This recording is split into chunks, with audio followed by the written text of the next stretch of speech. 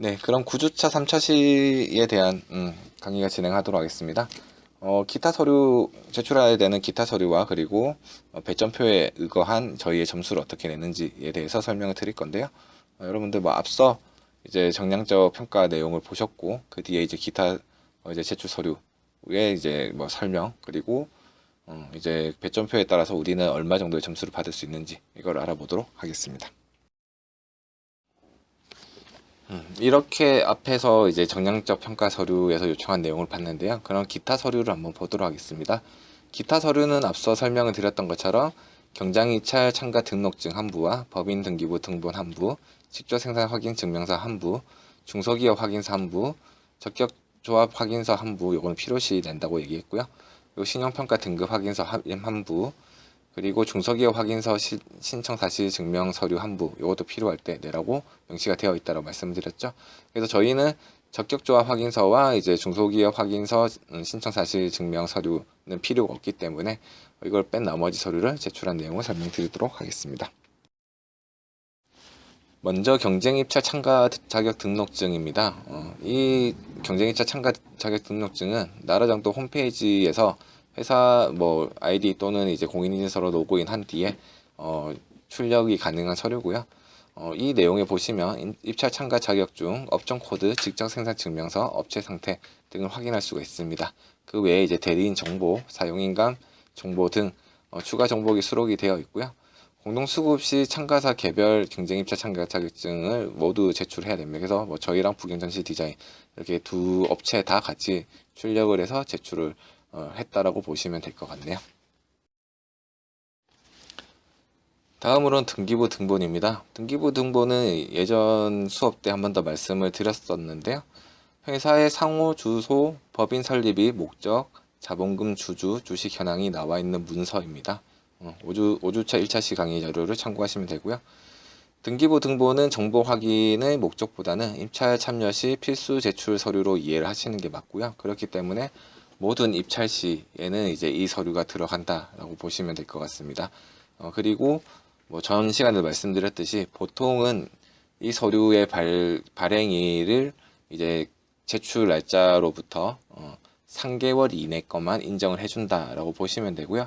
그런 이제 명시가 없는 경우, 뭐 저희가 실수로 6개월 전에 발행했던 것들을 내게 되면, 그러면은 이제 이게 맞지 않기 때문에 입찰에서 배제되는 게 아니라 나중에 추가로 업체 그 기간에서 만약에 3개월 이내 것만 인정을 하는 규정을 이제 보게 되면은 나중에 추가로 최근거를 내라라고 보통 얘기를 합니다.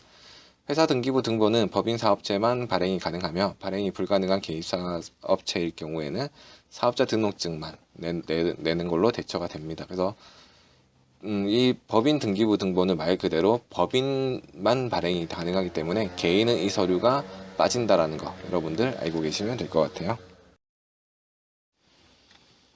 자, 다음으로 직접 생산 확인 증명서입니다. 입찰 공고 시 명시한 참가업체 제한 사항 중에 용역을 수행할 수 있는 허가증이 있는지 확인을 하는 서류고요.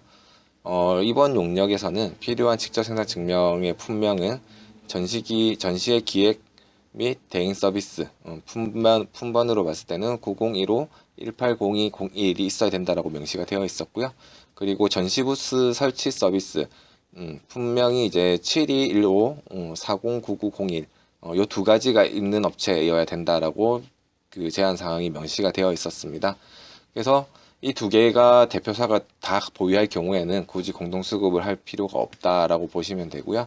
근데 뭐 사실 이 두 개를 다 가진 회사는 별로 없습니다. 왜냐면 전시의 기획 및 대행 서비스는 저희처럼 대행을 하는 회사가 들고 있어야 되는 이제 직접 생산 증명이라 보시면 되고요. 전시 부스 설치 서비스의 직접 생산 증명은 부스 업체가 들고 있는 그 증명서라고 보시면 될 것 같아요. 그렇기 때문에 만약에 대표사가 하나만 들고 있으면 나머지 하나를 들고 있는 업체를 찾아서 같이 입찰에 들어와야 된다라고 보시면 될 것 같습니다. 그래서 전시부스 설치 서비스에 대해서 좀 더 말씀을 드리면 이거는 허가받기가 좀 되게 까다로워요. 이게 부스 장치 업체로 들어가려고 하면은 조건이 이제 일단은 예치금 5천만 원을 넣어야지. 왜냐면 나중에 혹시나 사고가 발생했을 때 업체에서 책임 못 질 경우에는 그 예치금으로 어떻게 수습을 해야 되는 뭐 그런 조항이 있어서 그게 있어야 되고, 그리고 부스 업체이기 때문에 부스를 이제 보관할 수 있는 창고와 그리고 부스 자재가 얼마치 이상은 있어야 되는 게 다 확인이 되어야지 나오는 직접 생산 증명서입니다. 그렇기 때문에 실질적으로 뭐 서류만 만들어서 내용 없이 서류만 만들어서 올렸을 때 받을 수 있는 이러한 이제 간단한 허가의 이제 서류가 아니기 때문에 이거는 이제 전시 업체들만 진행을 하고 있고요. 또 전시 부스 설치 서비스를 이제 등록을 하게 되면 직원들이 이제 건설업체에 분류가 되기 때문에 이제 4대 보험료율이 확 올라가요. 그렇기 때문에 뭐 한편의 시각으로는 한 회사가 이것까지 가지고 있으면 공동수급을 들어갈 필요가 없고 그러면 이제 회사의 이윤이 극대화되는 거 아니냐라고 볼 수 있을 수도 있지만 사실 이제 이 부스를 가지고 이 부스 설치 서비스를 가지고 있었을 때 뭐 유지해야 되는 창고비나 뭐 이런 부분들도 조금 많이 비용으로 들어간다 보시면 되고 또 이제 이거를 진행하기 위해서는 이제 기사 자격증이 있는 그러한 인원들이 또 추가로 이제 몇 명이 더 있어야 되는 뭐 이런 부분들이 있기 때문에 부스 설치 서비스는 저희 업계에서는 이제 진행을 하지 않는다 보통으로 그렇게 보시면 됩니다. 근데 되게 규모가 큰 회사 같은 경우에는 뭐 부스 업체랑 합병을 하든 아니면 부스 업체의 형태를 만들기 위해서 이쪽에 뭐 실무자를 PM으로 꽂아서 이 친구가 개인 사업을 하는 정도의 컨디션을 지켜주면서 회사로 흡수시키는 뭐 그런 방법을 쓰는 회사들도 뭐 서울에도 많이 있습니다. 이렇게 직접 생산 증명 확인 증명서가 있다라는 거 알고 계시면 되고요. 이 또한 이제 온라인으로 중소기업 중앙회라는 이제 그 기관을 통해서 온라인으로 발행을 받을 수가 있고 옆에 보시면 세부 분명해서 이제 뭐 그 코드 분명 번호와 그리고 세부 분명이 나와 있고 그 다음에 이게 언제까지 유효하는지 유효기간도 나와 있습니다. 그래서 유효기간 다 돼 오면은 이거를 갱신을 해야 되고 제출한 날짜에 유효기간에 해당되지 않으면은 이거는 이제 의미가 없는 서류가 된다라는 거 여러분들이 알고 계시면 될 것 같습니다. 그리고 다음으로는 중소기업 확인서에 대해 설명을 드릴게요. 입찰 공고 참여사 제한사항 중에 중소기업 참여를 확인할 수 있는 서류가 있어야 된다라고 명시가 되어 있었고요.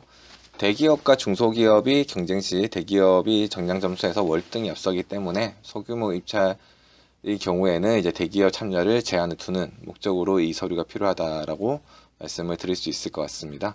행사 입찰은 무조건 이제 중소기업만 가능하게끔 이렇게 보통 되어 있다라고 보시면 되고요. 그래서 뭐 여러분들 그러면 대기업과 중견기업, 중소기업의 구분을 어떻게 짓냐라고 여쭤보실 수 있는데 이게 규정상 사전상 이제 나와 있는 대기업은 자산 총액이 5조 이상이 대기업이라고 얘기합니다. 그래서 여러분 다 아시는 뭐 삼성, LG 뭐 등등 있겠죠. 현대 그런 데가 이제 대기업이라고 보시면 되고요. 중견기업은 자산 총액이 5천억 이상인 회사를 중견기업으로 이제 규정을 한다라고 중소기업 그 관련 법에 나와 있습니다. 그리고 중소기업은 이제 주된 업종별 평균 매출액의 규모에 따라서 지정이 되는데 저희가 포함되어 있는 예술 스포츠 및 여가 관련 서비스업에는 매출 평균 600억 이하 그리고 교육 서비스업 그리고 숙박 및 음식점업은 이제 평균 매출이 1년에 400억 이하가 이제 가능하다고 되어 있습니다. 그래서 뭐 여러분들 다 아시다시피 저희는 그렇게 규모가 크지 않기 때문에 뭐 평균 매출이 400억 이상이 넘어가는 회사가 별로 없겠죠. 그렇기 때문에 행사기획업은 모두 다 중소기업이라고 보시면 되고요.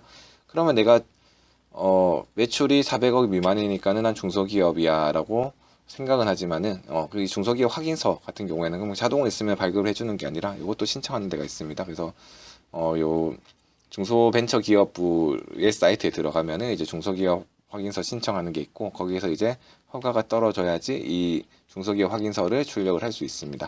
뭐 이거는 어차피 그 허가를 받는 게 그렇게 까다롭지가 않기 때문에 이거는 이제 업체들이 대부분 다 만들어 놓는 기준 그 서류고요. 그리고 이것도 유효기간이 있기 때문에 유효기간이 다 되어 가면 갱신을 한 번 더 해야 된다라는 거 여러분들 알고 계시면 될 것 같습니다. 자, 그리고 다음으로는 기업 신용평가 등급 확인서입니다. 회사의 재무평가 점수를 판단하기 위해서 신용평가 기관에서 발행한 기업 신용평가 등급 확인서를 제출하게끔 되어 있고요. 첫 장에는 회사 정보, 평가일 및 유효기간, 평가 등급 등이 나오며 다음 장에서는 이제 간략한 회사 재무 현황이 기재가 되어 있습니다. 대부분의 입찰은 등급에 따라서 배점을 구분하게 되어 있고요. 본 용역 역시 이 재무 점수가 이제 정량적 평가에 들어가 있기 때문에 의무 제출을 해야 됩니다. 이 또한 이제 그 유효기간이 있기 때문에 유효기간 1년 단위라서 1년 단위별로 이제 갱신을 해야 되고요. 그 해년도에 이제 결산일 기준이기 때문에 결산 내용을 기준으로 하기 때문에 만약에 회사가 좀 재정이 좋아지거나 매출이 올라가면은 이 등급이 조금 올라가긴 하겠죠.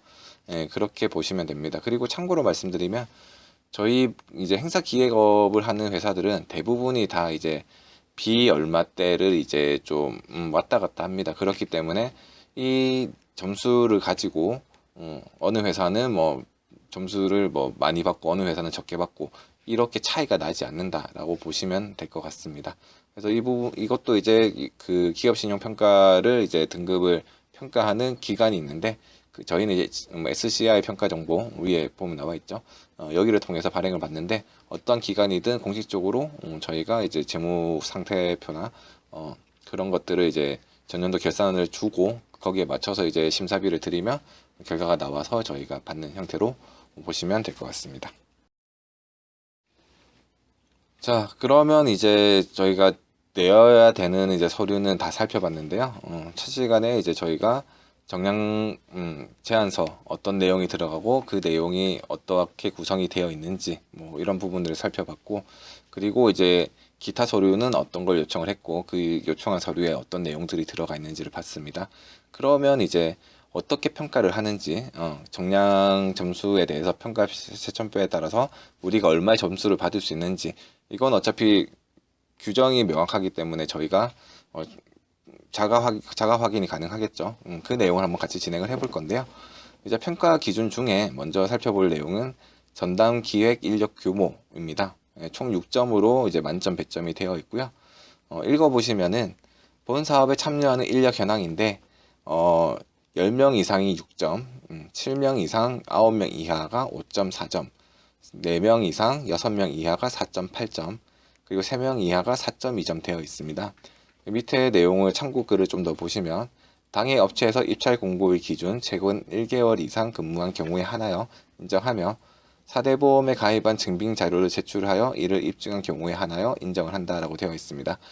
이 내용은 아까 보셨듯이 그래서 이제 4대 보험 가입자 명부를 이제 저희가 첨부를 해야 된다는 이유가 그 명부에 보면은 이제 언제부터 4대 보험이 들어있는지가 나와 있고요. 그리고 총 몇 명 어떤 이름들이 등록이 되어 있는지를 볼 수 있기 때문에 그거를 이제 첨부를 해야 된다라고 말씀을 드렸습니다. 본 사업에 실제로 참여할 수 있는 인력 현황을 평가를 하고 전담 기획 인력 규모와 사업자로 선정 시 제출하는 행사 수행자 명단을 일치해야 된다라고 되어 있습니다. 그래서 이제 저희 같은 경우에는 뭐 저희 회사가 뭐 직원이 100명, 200명 있어가지고 이 행사에는 정확하게 몇 명이 투입돼 해서 10명을 딱 투입시키는 그런 구조면 너무나 좋겠지만 사실 뭐 저희 회사, 저희 업계에서 이제 직원이 10명 있는 회사도 사실 뭐 그렇게 비율로 봤을 때 많진 않아요. 그렇기 때문에 모든 이제 직원이 다 투입을 한다라고 보통 입찰을 들어갈 때는 넣어서 이제 배점을 최대한 많이 받으려고 합니다. 참고로 알고 계시면 될 것 같고요. 공동수급체의 경우 구성원별 해당 점수의 지분을 곱한 후 그 점수들을 합산하여 최종 평가하고 평가 결과 소수점 이하의 숫자가 있는 경우 소수점 5개짜리까지 반올림을 함 되어 있는데 소수점 요거는 뭐 나중에 뒤에 뭐 크게 중요하진 않다라고 보시면 되고요.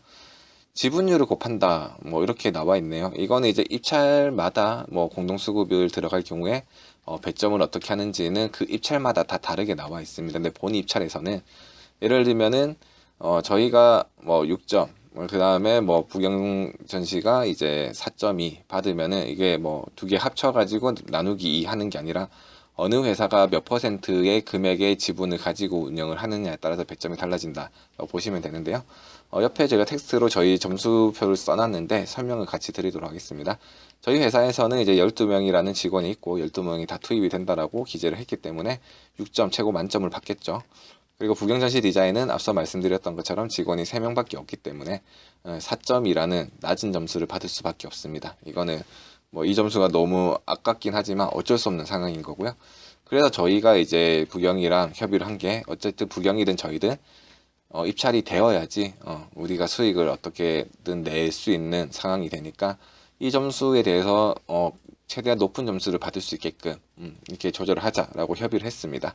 협의를 했을 때 사실 뭐 뒤에 있는 배점들도 그렇지만은 저희가 이제 지분이 많으면 많을수록 점수가 높아지기 때문에 저희의 지분율을 90% 그리고 부경전시 디자인은 10%로 해서 전체 금액에서 이제 부경에서 이제 직접 진행하는 것도 전체 뭐 예를 들면 2억 7천이다 하면은 그 중에 10% 뭐 2,700만 원만 이제 뭐 부스 쪽으로 쓴다. 뭐 이렇게 좀 구분을 해서 저희가 이제 9대 1이라는 지분율로 이제 평가를 받는 걸로 협의를 했습니다. 그래서 저희 평가 점수는 저희가 6점인데 0.9를 곱하면 이제 점수가 나오겠죠. 그리고 4.2에서 0.1을 곱하면 점수가 나오겠죠. 이 두 개를 합쳤을 때 저희는 5.82점을 받는다라고 생각을 하시면 됩니다. 그래서 전담 기획 인력 규모에서는 저희는 5.8이라는 점수를 받을 것이다 라고 저희가 자체 평가가 가능한 부분이고요. 그리고 수행 경험 실적 여기에도 6점이 나와 있는데요. 여기에서도 저희가 이제 어떻게 배점을 계산할 수 있는지 좀 살펴보도록 하겠습니다. 일단은 수행 경험 실적에서는 사업 수행 실적이 이제 용역비, 용역 예산인 2억 7,500만 원을 100%를 기준으로 봤을 때, 이 이상의 이제 그 총 금액이 실적으로 인정이 되면은 배점의 100%, 그러면은 이제 6점을 받는 거죠. 그리고 이 금액의 70% 이상 100% 미만일 경우에는 이제 배점의 90%, 90%면은 5.4점이 되겠죠. 뭐 예를 들면은 뭐 2억 7천만 원, 담보한 2억 7천밖에 안 된다. 이러면은 이제 뭐 그 배점의 90%를 받는다. 이렇게 생각하시면 되고요. 굳이 70%, 100%가 얼마의 금액이다. 요거까지는 설명하진 않겠습니다. 그리고 40% 이상, 70% 미만은 배점의 80%로 기재가 되어 있고요. 그리고 40% 미만은 배점의 70%로 되어 있습니다. 밑에 설명글을 좀 더 읽어보면 해당 사업 규모 대비 입찰 공고일 기준 최근 3년간 사업주 수행 실적 금액 기준을 합산 적용을 하고 단 입찰 공고일을 기준으로 최근 7년 이내에 사업을 개시한 창업기업에 대해서는 최근 7년간 사업 수행 실적을 합산하여 적용을 한다라고 되어 있습니다. 이게 뭐 저희가 행사를 했지만 이게 최근 3년이 아니라 3년 전, 그러니까 뭐 예를 들면 4년 전에 했던 행사 이런 거는 이제 인정을 안 해준다라고 기간을 명시를 한 거고요. 그리고 이제 그런 경우 있죠. 그래서 제가 뭐 계속 설명을 드렸던 것 같은데 신생인 회사는 아무래도 여기에서 실적에서는 좀 딸릴 수밖에 없습니다. 그리고 지금 뭐 이 용역에 대해서는 이제 얼마 금액 이상이 아니기 때문에 신생 회사에서는 굉장히 탐낼 수 있는 부분이죠.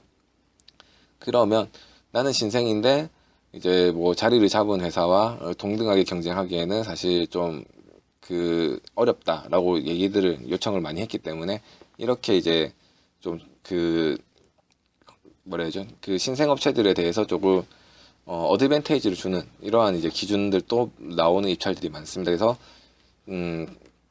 그 회사가 생긴 지 7년이 안 됐을 경우에는 그러면 3년이라는 기간을 무시하고 뭐 4년 전 거, 5년 전 거, 6년 전 거, 뭐 그리고 7년 전 거, 뭐 7년 안 되겠죠?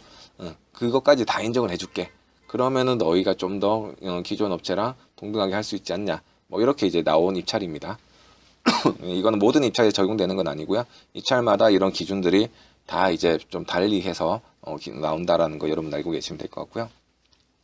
수익 실적은 입찰 공고 또는 제안 요청서 등 입찰 관계 서류에 별도로 정한 경우를 제외하고는 계약 일자 및 납품 기한에 관계없이 이행이 완료된 시점을 기준으로 평가를 한다라고 되어 있습니다. 뭐 쉽게 얘기하면은 지금 우리가 하고 있는 거는 실적으로 인정이 안 된다라고 보시면 될 것 같고요. 사실 뭐 기관에서 실적 증명서를 찍어 달라라고 하면은 뭐 이거를 확인해 주세요라고 하더라도 진행하고 있는 거는 아직 끝나지가 않았기 때문에 수행 경험이 그러니까 수행을 하고 있는 상황이기 때문에 수행을 하고 있는 실적이 아니기 때문에 안 찍어준다라고 보시면 될 것 같습니다. 그리고 여기서 또 단서를 단 게 수행 실적은 단일 건으로 학생 대상 그리고 교육 관련 행사 수행 실적으로 실적 증명서를 제출하고 이를 입증한 경우에 한해서 인정을 하겠다라고 되어 있습니다. 그래서 여기 보시면 민간기업 실적의 경우에는 세금계산서, 계약서, 사본을 첨부를 해라 라고 나와 있죠. 앞서 설명드렸던 내용입니다. 필요할 경우 학생 대상 교육 관련을 증빙할 수 있는 추가 서류를 제출을 하라라고 되어 있는데요. 그래서 저희도 이제 저희가 했던 행사들 중에 뭐 학생들이 참여했던 뭐 이제 뭐 경진 대회 그리고 뭐 코딩 교육 뭐 저희는 되게 많겠죠. 주제를 다양하게 하니까 이런 부분들이 된다라는 거고요. 뭐 예를 들면 저희가 뭐 해양 안전 컨퍼런스 뭐 이런 행사는 했지만 학생 대상이 아니고 본 행사도 학생을 대상으로 한 행사이기 때문에 이 조건이 맞지 않으면 이거를 끼워 넣어도 인정을 받지 못한다라는 내용입니다. 그리고 밑에는 이제 앞서 말씀드렸던 이제 그 점수 도출할 수 있는 방법이 똑같이 나와 있는데요. 이 부분은 앞의 내용과 동일하다 보시면 될 것 같습니다. 그래서 저희가 이제 이렇게 보고 그러면 우리가 수행했던 실적 중에 3년 안에 했던 거랑 그리고 학생 대상으로 했던 거 그리고 금액은 이제 한선이 없기 때문에 뭐 했던 것 중에 이 두 개만 맞으면은 뭐 500만 원짜리든 1000만 원짜리든 일단 합산 점수로 넣을 수 있다라는 걸 확인할 수가 있고요. 그래서 저희가 앞서 이제 정량평가 정량 제안서에 첨부를 했을 때 이제 수행 실적 총괄표와 그리고 개별 수행 그 실적 증명서를 첨부를 해서 이제 그 점수를 받는다라고 말씀을 드렸습니다. 그 결과 저희는 이제 전체 예산이 이제 한 10억 정도 있는 거를 굳이 이 금액에 딱 맞춰서 할 필요는 없죠. 이게 뭐 작성하는데 어려운 건 아니니까. 그냥 다 모아보니까 10억 정도로 해서 이제 배점에 100% 6점을 받는다라고 볼 수가 있고요. 부경전시 디자인도 이제 관련된 걸 찾아봤는데 이거는 이제 부경전시 디자인은 기관에서 이제 그 부스 발주로만 나오는 경우가 굉장히 드물기 때문에 저희 같은 회사들을 찾아가서 우리가 그때 뭐 예를 들면 뭐가 있을까요? 뭐 예를 들면은 뭐 취업 상담회 뭐 이런 걸 했다. 그걸 했을 때 이제 이거를 우리가 부스 금액 이걸 했으니까 실적 증명서를 찍어주세요 해서 찍고 이제 세금 계산을 다 첨부를 해서 이제 제출한 금액이 이제 안타깝게도 100%에 못 미치는 이제 한 2억 5천 정도 의 금액밖에 못 모았습니다. 그렇기 때문에 배점의 90%에서 5.4점이 들어갔고요.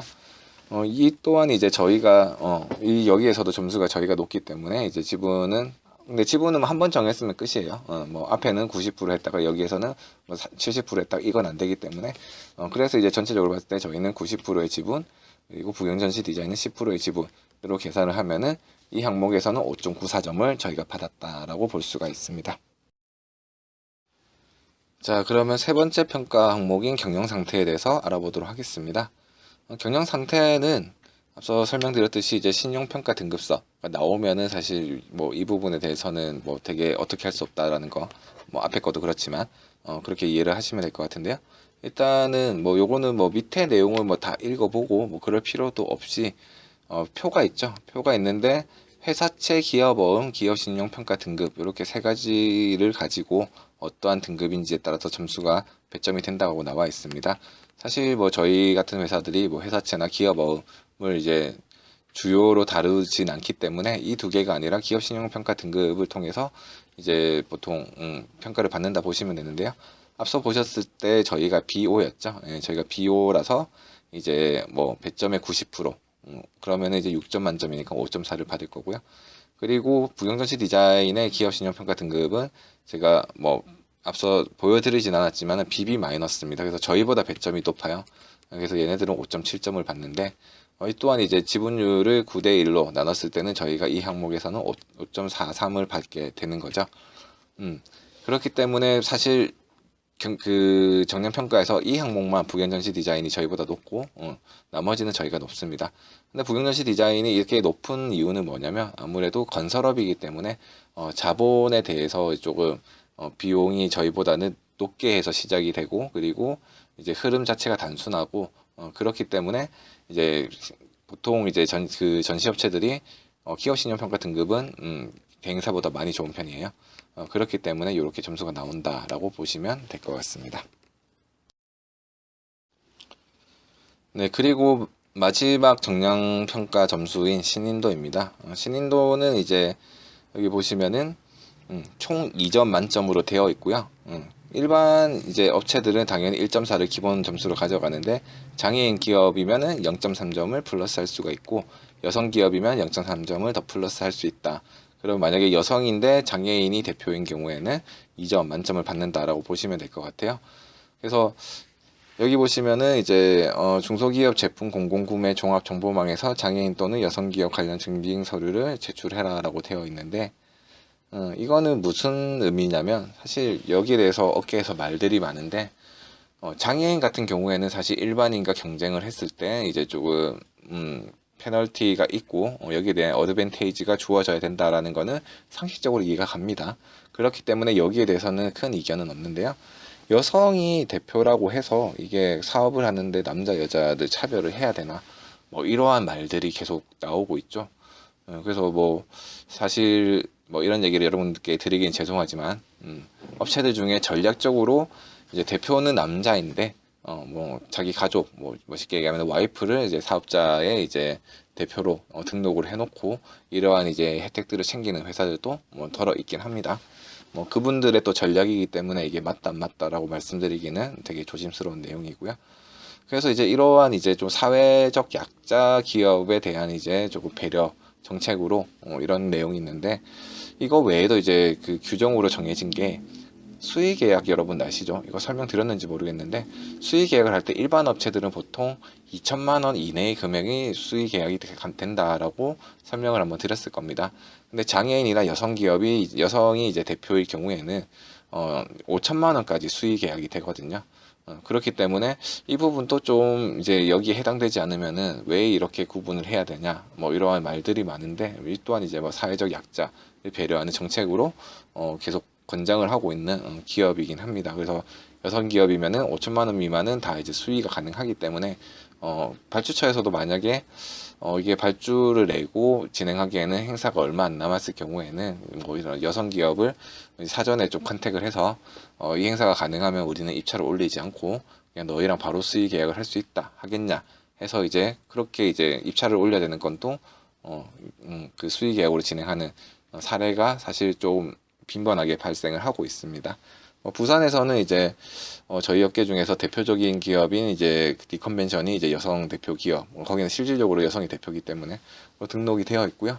그 외에 이제 뭐 저희보다 약간 뒤에 시작을 한 뭐 비젠 커뮤니케이션, 거기도 이제 이장남 대표가 여성으로 되어 있습니다. 그래서 여성 기업들은 이러한 좀 혜택들을 좀 많이 받아가고 있다라는 거 참고로 알고 계시면 되고요. 말이 새었는데 결국은 이제 저희는 둘 다 1.4점이기 때문에 그냥 여기 2점 배점에서는 총 1.4점을 받게끔 되어 있습니다. 네, 그래서 총계를 보시게 되면은 저희가 총점이 20점이었죠. 전담기획 인력 규모 6점, 수행 경험 실적 6점, 경영 상태 6점, 신인도 2점에서 총 20점 배점이 되어 있는데, 저희가 이제 9대 1로 부경장치 디자인과 이제 점수를 이제 그 지분율을 나눠서 이제 계산한 결과 저희는 18.59점이 나왔습니다. 그래서 20점에 18.59면은 좀 뭐 낮은 편은 아니다 보고요. 그러면 이제 저희가 또 여기서 한번 생각을 해야 될 게, 그러면은 다른 회사는 어떠한 회사가 들어올까? 요거를 조금 분석을 하게 됩니다. 사실 이 용역은 작년에 리컨벤션에서 수행을 했기 때문에 리컨벤션은 당연히 들어올 거고, 그 외에 이제 우리보다 점수 높은 회사는 몇 군데가 없다라고 판단하기 때문에 다른 데가 안 들어오면 리컨벤션과 우리의 싸움이겠구나.